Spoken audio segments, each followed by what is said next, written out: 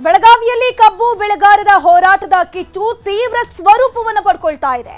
ಪ್ರತಿ ಟನ್ ಕಬ್ಬಿಗೆ 3,500 ದರ ನಿಗದಿಪಡಿಸುವಂತೆ ಅದರ ಜೊತೆಗೆ ವಿವಿಧ ಬೇಡಿಕೆಯನ್ನು ಈಡೇರಿಸುವಂತೆ ಬೆಳಗಾವಿಯಲ್ಲಿ ಕಬ್ಬು ಬೆಳೆಗಾರರು ಹೋರಾಟವನ್ನು ಮಾಡ್ತಾ ಇದ್ದಾರೆ.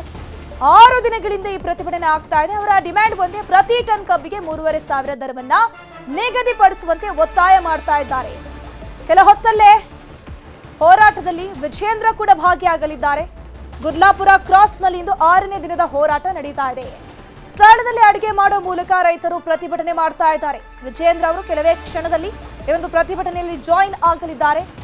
ಸ್ಥಳದಲ್ಲಿ ಅಡುಗೆ ಮಾಡೋ ಮೂಲಕ ರೈತರು ಹೋರಾಟವನ್ನು ಮುಂದುವರಿಸಿದ್ದಾರೆ. ಅಥಣಿ ಗೋಕಾಕ್ ಹೆದ್ದಾರಿ ಬಂದ್ ಮಾಡಿ ತಮ್ಮ ಆಕ್ರೋಶವನ್ನು ವ್ಯಕ್ತಪಡಿಸಲಾಗ್ತಾ ಇದೆ. ಜೊತೆಗೆ ಸೇತುವೆ ಬಂದ್ ಹಿನ್ನೆಲೆ ಅಲ್ಲಿ ಒಂದು ರೀತಿ ಟ್ರಾಫಿಕ್ ಜಾಮ್ ಉಂಟಾಗಿದೆ. ನೋಡ್ತಾ ಇರಬಹುದು, ಕಬ್ಬು ಬೆಳೆಗಾರರ ಆಕ್ರೋಶದ ಕಿಚ್ಚು ಭುಗಿಲೆದ್ದಿರುವಂತದ್ದು.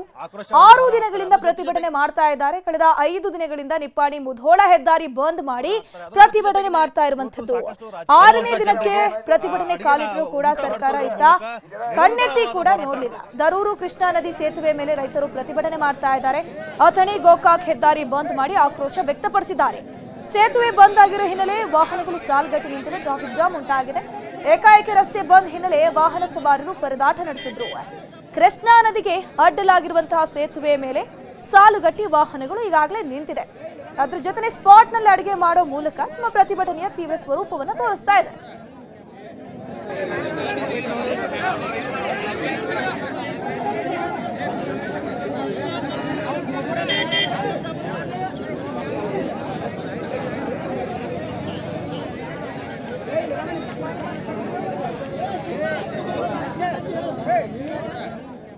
ಕಬ್ಬು ಬೆಳೆಗಾರರು ಹೋರಾಟ ಮಾಡ್ತಿರುವ ಗುರ್ಲಾಪುರ ಕ್ರಾಸ್ನಿಂದ ನಮ್ಮ ಪ್ರತಿನಿಧಿ ಲೋಹಿತ್ ಪ್ರತ್ಯಕ್ಷ ವರದಿಯನ್ನು ಕೊಟ್ಟಿದ್ದಾರೆ. ಬನ್ನಿ ನೋಡೋಣ. ಬೆಳಗಾವಿ ಜಿಲ್ಲೆಯಾದ್ಯಂತ ಈಗ ಕಬ್ಬು ಬೆಳೆಗಾರರ ಹೋರಾಟದ ಕಿಚ್ಚು ಜೋರಾಗಿರ್ತಕ್ಕಂಥದ್ದು. ಜಿಲ್ಲೆಯಲ್ಲಿ ಬಹುತೇಕ ರಾಜ್ಯ ಹೆದ್ದಾರಿಗಳು ಈಗ ಸ್ತಬ್ಧ ಆಗಿರ್ತಕ್ಕಂಥದ್ದು. ಅದರಲ್ಲೂ ಪ್ರಮುಖವಾಗಿ ಮುಡಲ್ಗಿ ತಾಲೂಕಿನ ಗುರ್ಲಾಪುರ ಕ್ರಾಸ್ನಲ್ಲಿ ಕಳೆದ 5 ದಿನಗಳಲ್ಲೂ ಕೂಡ ರೈತರು ಟೆಂಟ್ ಅನ್ನು ಹಾಕೊಂಡು ರಾಜ್ಯ ಹೆದ್ದಾರಿನ ಬಂದ್ ಮಾಡಿಕೊಂಡು ಇವತ್ತು ಪ್ರತಿಭಟನೆಯನ್ನ ಮಾಡ್ತಾ ಇದ್ದಾರೆ. ಸೊ ಇವತ್ತು 6ನೇ ದಿನ ಆಗಿರೋದ್ರಿಂದ ಇವತ್ತು ಕೂಡ ಅತಿ ದೊಡ್ಡ ಪ್ರಮಾಣದ ಹೋರಾಟ ಮಾಡೋದಕ್ಕೆ ಈಗ ರೈತ ಸಂಘಟನೆಗಳು ಸಜ್ಜಾಗಿರ್ತಕ್ಕಂಥದ್ದು.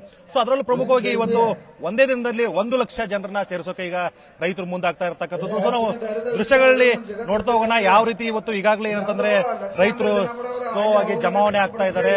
ಬಹುತೇಕ ಏನಂತಂದ್ರೆ ಇನ್ನು ಅರ್ಧ ಗಂಟೆಯಲ್ಲಿ ಈ ಒಂದು ಇಡೀ ಸ್ಟೇಜ್ ಸಂಪೂರ್ಣವಾಗಿ ಫುಲ್ ಆಗುತ್ತೆ. ಅದರ ಜೊತೆಗೆ ಸುಮಾರು 1 ಲಕ್ಷದವರೆಗೂ ಕೂಡ ಜನ ಈ ಒಂದು ವೇದಿಕೆಗೆ ಆಗಮಿಸಿ ತಮ್ಮ ಒಂದು ಆಕ್ರೋಶವನ್ನ ಹೊರ ಹಾಕ್ತಾರೆ. ಅದರ ಜೊತೆಗೆ ಇವತ್ತು ಸಾಕಷ್ಟು ರಾಜಕೀಯ ನಾಯಕರುಗಳು ಕೂಡ ಈ ಒಂದು ವೇದಿಕೆಗೆ ಬರಲಿದ್ದಾರೆ. ಅದರಲ್ಲೂ ಬಿಜೆಪಿಯ ರಾಜ್ಯಾಧ್ಯಕ್ಷರು ಕೂಡ ಈ ಒಂದು ವೇದಿಕೆಗೆ ಬಂದು ತಮ್ಮ ಒಂದು ಬೆಂಬಲವನ್ನ ಈ ಒಂದು ವೇದಿಕೆ ಮುಖಾಂತರ ವ್ಯಕ್ತಪಡಿಸಲಿದ್ದಾರೆ. ಪ್ರಮುಖವಾಗಿ ನೋಡೋದಾದ್ರೆ ಇವತ್ತು ರಾಜ್ಯದಲ್ಲಿ ಈಗಾಗಲೇ ಸಕ್ಕರೆ ಕಾರ್ಖಾನೆಗಳು 3,000 ರೂಪಾಯಿ ಏನು ಕಬ್ಬಿಗೆ ಬೆಲೆಯನ್ನ ಕೊಡ್ತಾ ಇದ್ದಾವೆ, ಅದು 3,500 ರೂಪಾಯಿ ಬೆಲೆ ಆಗಬೇಕು ಅನ್ನೋಂಥದ್ದು ಒಂದೇ ಒಂದು ಬೇಡಿಕೆಯನ್ನ ಇವತ್ತು ಇಟ್ಕೊಂಡು ಇವತ್ತು ರೈತರು ಹೋರಾಟ ನಡೆಸ್ತಾ ಇರತಕ್ಕಂಥದ್ದು. ಯಾಕಂತಂದ್ರೆ ಕಳೆದ 10 ವರ್ಷಗಳಲ್ಲೂ ಕೂಡ ಈ ಒಂದು 3,000 ರೂಪಾಯಿ ಮಾತ್ರ ನಮಗೆ ಬೆಲೆಯನ್ನ ಕೊಡ್ತಾ ಇದ್ದಾರೆ. ಸೊ ಹಾಗಾಗಿ ಬೆಲೆ ಹೆಚ್ಚಿಗೆ ಆಗಬೇಕಾಗುತ್ತೆ, ಎಲ್ಲವೂ ಕೂಡ ಹೆಚ್ಚಾಗಿದೆ, ಇವತ್ತು ಬೆಲೆ ಕೂಡ ಹೆಚ್ಚಾಗಬೇಕಾಗುತ್ತೆ ಅನ್ನುವಂತ ನಿಟ್ಟಿನಲ್ಲಿ ಇವತ್ತು ರೈತರದು ಒಂದೇ ಒಂದು ಬೇಡಿಕೆ ಇರ್ತಕ್ಕಂಥದ್ದು. ಆದ್ರೆ ಸಕ್ಕರೆ ಕಾರ್ಖಾನೆಗಳು ಇದುವರೆಗೂ ಕೂಡ ಸ್ಪಂದನೆಯನ್ನು ಕೊಟ್ಟಿಲ್ಲ, ಬದಲಾಗಿ 3,200 ರೂಪಾಯಿ ಬೆಲೆಯನ್ನ ಕೊಡ್ತೀವಿ ಅನ್ನುವಂತ ಮಾತನ್ನ ಹೇಳಿದ್ದಾರೆ.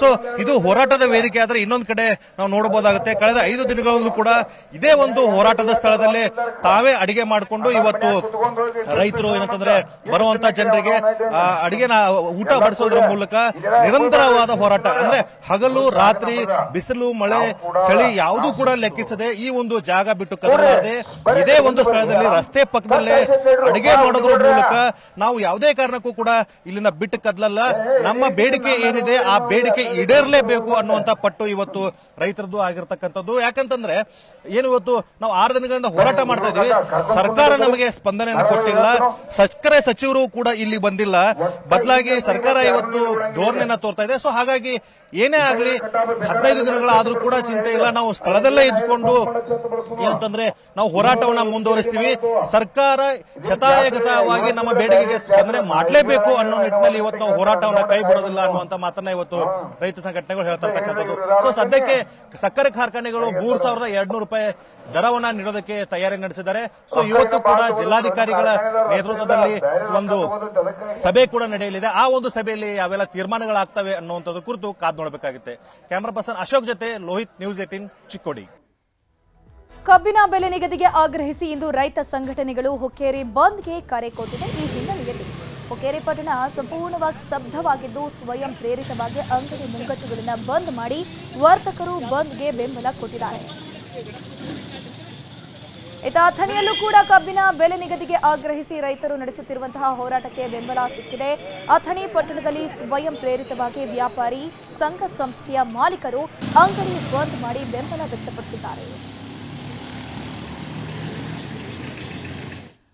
ಕಬ್ಬು ಬೆಳೆಗಾರರ ಹೋರಾಟಕ್ಕೆ ಬಿಜೆಪಿ ರಾಜ್ಯಾಧ್ಯಕ್ಷ ಬಿವೈ ವಿಜಯೇಂದ್ರ ಕೂಡ ಬೆಂಬಲವನ್ನ ಸೂಚಿಸಿದ್ದಾರೆ. ರೈತರ ಪ್ರತಿಭಟನೆಯಲ್ಲಿ ಕೆಲ ಹೊತ್ತಲ್ಲೇ ಬಿವೈ ವಿಜಯೇಂದ್ರ ಭಾಗಿಯಾಗಲಿದ್ದಾರೆ. ಬೆಳಗಾವಿಯಲ್ಲಿ ಮಾತನಾಡಿರುವಂತಹ ವಿಜಯೇಂದ್ರ ರೈತರ ಸಮಸ್ಯೆಗೆ ಸರ್ಕಾರ ಕಿವಿಯಾಗಬೇಕು, ರೈತರ ವಿಚಾರ ಬಂದಾಗ ಎಲ್ಲರೂ ಪಕ್ಷಾತೀತವಾಗಿ ಬೆಂಬಲವನ್ನ ಸೂಚಿಸಬೇಕು, ಸರ್ಕಾರಕ್ಕೆ ಕಿವಿ ಹಿಂಡುವ ಕೆಲಸವನ್ನ ಮಾಡ್ತಿದ್ದೀವಿ ಅಂತ ಹೇಳಿದ್ದಾರೆ. ಸಾವಿರಾರು ಸಂಖ್ಯೆಯಲ್ಲಿ ರೈತರು ಪ್ರತಿಭಟನೆ ಮಾಡ್ತಾ ಇರಬೇಕಾದ್ರೆ ಒಂದು ಜವಾಬ್ದಾರಿತ ರಾಜ್ಯ ಸರ್ಕಾರ ಹೇಗೆ ನಡ್ಕೋಬೇಕು ಅನ್ನೋದು ಕೂಡ ಅವ್ರಿಗೆ ಅರ್ಥ ಆಗಬೇಕಾಗ್ತದೆ. ರಾಜ್ಯ ಸರ್ಕಾರ ಇನ್ನೂ ಕೂಡ ಸ್ಪಂದನೆ ಮಾಡದೇ ಇರತಕ್ಕಂಥ ಈ ಸಂದರ್ಭದಲ್ಲಿ ಒಂದು ವಿರೋಧ ಪಕ್ಷವಾಗಿ ನಾವು ಕೂಡ ನಮ್ಮ ಜವಾಬ್ದಾರಿಯನ್ನು ನಿರ್ವಹಿಸಬೇಕಾಗ್ತದೆ. ಈ ನಾಡಿಗೆ ಎರಡು ತುತ್ತು ಅನ್ನವನ್ನು ಕೊಡ್ತಕ್ಕಂಥ ರೈತನ ವಿಚಾರ ಬಂದಾಗ ಪಕ್ಷಾತೀತವಾಗಿ ನಾವೆಲ್ಲರೂ ಸಹ ರೈತರ ಪರವಾಗಿ ನಿಲ್ಲಬೇಕಾಗ್ತದೆ. ಹಾಗಾಗಿ ನಾನು ಸಹ ನಮ್ಮೆಲ್ಲ ಪಕ್ಷದ ಮುಖಂಡರೊಂದಿಗೂ ಕೂಡ ಚರ್ಚೆ ಮಾಡಿ ಏನು ರೈತರಲ್ಲಿ ಪ್ರತಿಭಟನೆ ಮಾಡ್ತಾ ಇದ್ದಾರೆ ಆ ಪ್ರತಿಭಟನೆಗೆ ಬೆಂಬಲವನ್ನು ಕೊಡಬೇಕು ಅನ್ನುವ ನಿಟ್ಟಿನಲ್ಲಿ ನಾನು ಕೂಡ ಬಂದಿದ್ದೇನೆ.